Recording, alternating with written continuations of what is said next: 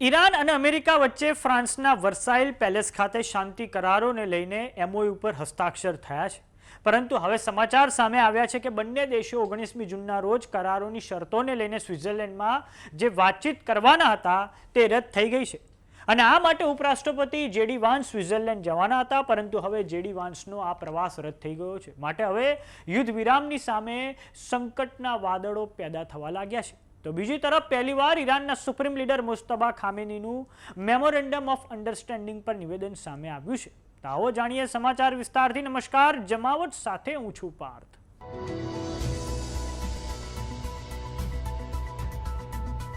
America અને Iran વચ્ચે સ્વિટ્ઝરલેન્ડના બર્ગનસ્ટોક mountain resort ખાતે 19મી જૂનના રોજ જે વાર્તાલાપ થવાનો હતો તે હવે નથી થવાનો.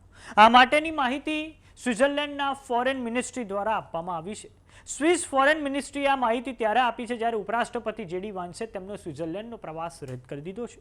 આંતરરાષ્ટ્રીય સમાચાર સંસ્થા ગાર્ડિયન અનુસાર બેઠક રદ કરવાનો નિર્ણય એટલો અચાનક લેવામાં આવ્યો કે જેડી વાન્સનો સ્ટાફ અને તેમની સાથે જનારા પત્રકારોનો એક નાનો સમૂહ વોશિંગ્ટનની બહાર આવેલા જોઈન્ટ બેઝ એન્ડ્રુસ પર પહોંચી ગયો હતો. આ ઉપરાંત વ્હાઇટ હાઉસના કેટલાય અધિકારીઓ અને ઘણા બધા વિદેશી મીડિયાના કર્મીઓ પણ પહેલેથી જ સ્વિટ્ઝરલેન્ડમાં પહોંચી ગયા હતા. અમેરિકાના મીડિયા એક્સિયોસ અનુસાર ઉપરાષ્ટ્રપતિ જેડી વાન્સની સ્વિટ્ઝરલેન્ડ યાત્રા ટાળવા પાછળ લેબનોનને લઈને ઈરાનની માંગણીઓ કારણભૂત છે. જોકે ઈરાન અને અમેરિકા વચ્ચે જે મેમોરેન્ડમ ઓફ અન્ડરસ્ટેન્ડિંગ પર હસ્તાક્ષર થયા છે તેમાં તમામ મોરચે લડાઈ સમાપ્ત કરવાની વાત કરવામાં આવી છે, જેમાં લેબનોન યુદ્ધનો પણ સમાવેશ થાય છે. હવે વાત કરીએ અમેરિકા અને ઇઝરાયલ વચ્ચેના સંબંધોની. તો ઈરાન અને અમેરિકા વચ્ચે થયેલા શાંતિ કરારોને લઈને હવે અમેરિકા અને ઇઝરાયલના જે સંબંધો છે તેમાં મતભેદો હવે સપાટી પર આવી ગયા છે.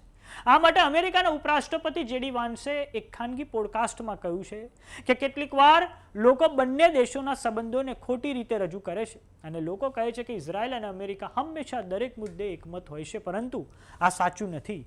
અમેરિકા અને ઇઝરાયલ બંને અલગ અલગ દેશો છે, બંને દેશોની જરૂરિયાતો અલગ અલગ છે. આ ઉપરાંત બંને દેશોની ભૌગોલિક અને રણનૈતિક પરિસ્થિતિઓ પર અલગ અલગ પણ છે.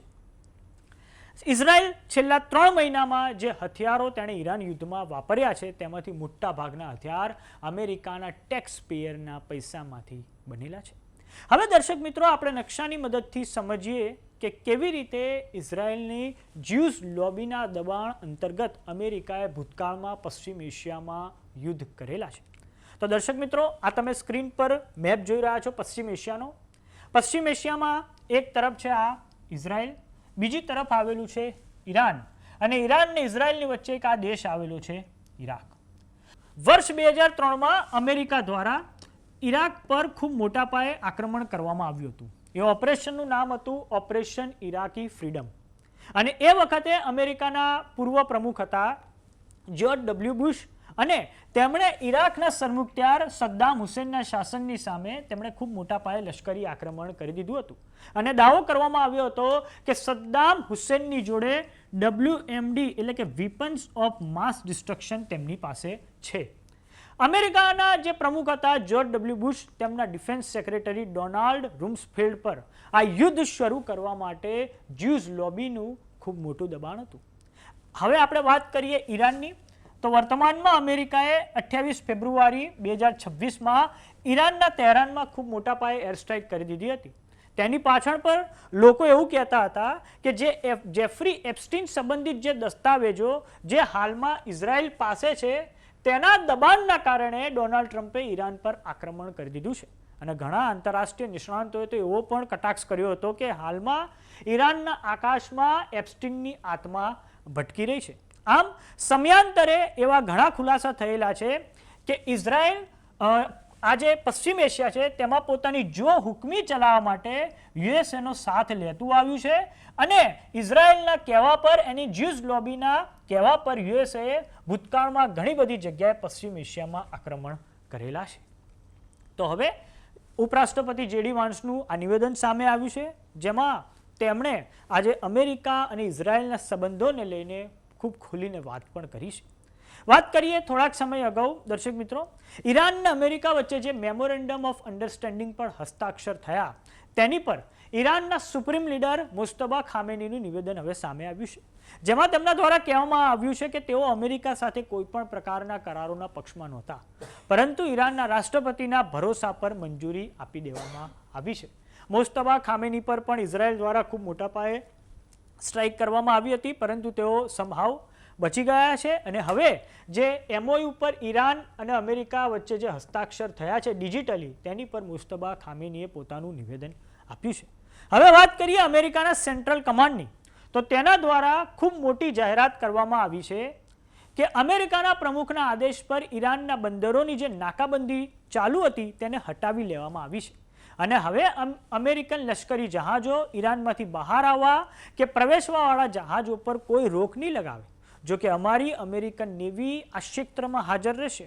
અમેરિકન નેવી કરારોની તમામ શરતોનું પાલન થઈ રહ્યું છે કે કેમ તે જોવા જે ત્યાં હાજર રહેવાની છે. હવે દર્શક મિત્રો, આપણે નકશાની મદદથી સમજીએ. આ રહ્યું ઈરાન અને અમેરિકાનું જે સેન્ટ્રલ કમાન્ડ છે તેણે ઈરાનના જેટલા પણ બંદરો છે, પર્શિયન ગલ્ફમાં જેટલા બંદરો આવેલા છે, આ ઉપરાંત ગલ્ફ ઓફ ઓમાનમાં જેટલા બંદરો આવેલા છે તેની નાકાબંધી ચાલુ રાખી હતી. ખૂબ મોટા પાયે ઈરાનના મહત્વના બંદરો આવેલા છે, જેમ કે અહીંયા સ્ટ્રેટ ઓફ હોર્મુઝમાં બંદર અબ્બાસ આવેલું છે, આ પછી અહીંયા ચાબહાર પોર્ટ આવેલું છે, આ ઉપરાંત પણ અનેક એવા પોર્ટ સિટી ઈરાનમાં આવેલા છે જે ઈરાનની ઇકોનોમીના કરોડરજ્જુ સમાન છે.